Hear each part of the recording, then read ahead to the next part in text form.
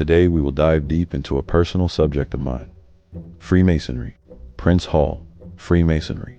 Founder Prince Hall was an influential figure in the late 18th century, who, along with 14 other free black men, was denied entry into the local Masonic lodge, foundation of an independent order. As a result, Hall led them to form their own lodge in 1775, laying the groundwork for what would become the Prince Hall Freemasons. Fighting for equality. The historical Prince Hall Freemasons have historically worked to advance black people in America by advocating for education and equality. Our next great black American is Prince Hall. Prince Hall was a community activist, an artisan and property owner in Boston. As a respected leader in the free black community, Hall used his status to champion the rights of his people. His peers looked up to him because he fearlessly fought for the most oppressed. He was one of the most visible leaders of the free black community in all of New England. After the American Revolution, Hall continued his fight for freedom and equality for all people. He worked tirelessly to abolish slavery in Massachusetts. In 1777, he and 7 other black men petitioned the General Court to end slavery in the Commonwealth.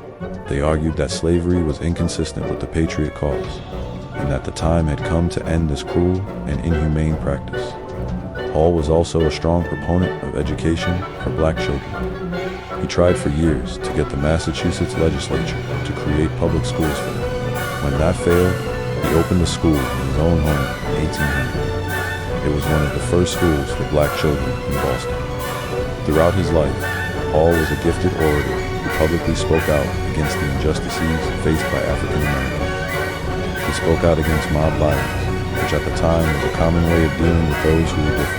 In 1790, Hall became involved with the Back to Africa movement. He and his fellow abolitionists believed that true equality could never be achieved in America.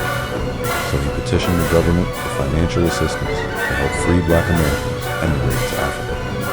Though details of Prince Hall's early life are uncertain, his presence and influence in Boston are well documented. We know that he was a successful leather merchant. He owned property in Boston, which at the time was a requirement to vote. When Hall died in Boston in 1807, he was buried in Copes Hill Burying Ground. His legacy, however, lived on through the Prince Hall affiliated organizations. Every year on March 6th, we celebrate Prince Hall Founders Day. This day commemorates the initiation of Prince Hall and 14 other men of African descent into Freemasonry on that date in 1775. This historic event marked the beginning of Prince Hall Freemasonry, the first fraternal organization in the United States to welcome black men. It laid the foundation for a legacy of community, empowerment, and service for African Americans that continues to this day. On this day, we remember the courage and determination of Prince Hall and his fellow Masons, who dared to dream of a better world and worked tirelessly to make it a reality. We are inspired by their example and recommit ourselves to the pursuit of justice, equality, and brotherhood for all. Did you know that there is a fraternal society in America that was started by an African American and today has over 3 million members? It's called Prince Hall, and it all started with one man's petition to end slavery. See, this man was a respected leader in the free black community, and he used his status to champion the rights of his people. At the time, being a black man in America meant that you were considered property. You could be put into slavery at any age. So Prince Hall got together with some friends and they started a movement to abolish slavery. Together, they wrote up a petition to the Massachusetts legislature demanding the abolition of slavery. In 1777, he and 7 other black men petitioned the General Court to end slavery in the Commonwealth. They pointed out that slavery was inconsistent with the Patriot cause and that it was a violation of the natural rights of man. Although their petition was denied, Prince Hall didn't give up. He continued to fight for the rights of African Americans throughout his life. He was a strong advocate for education, and he fought for equal access to public schools for black children. When that failed, he opened a school in his own home in 1800. In addition to his activism, Prince Hall was also a gifted orator. He traveled around the country, speaking out against the injustices faced by African Americans. He spoke out against mob violence, which was often used as a tool to terrorize black people. As the years went on, Prince Hall became increasingly frustrated with the lack of progress toward racial equality. In the 1830s, he became involved with the Back to Africa movement, and he spent his later years petitioning for financial assistance to help free Black Americans emigrate to Africa. Although details of his early life are uncertain, Prince Hall's presence and influence in Boston are well documented.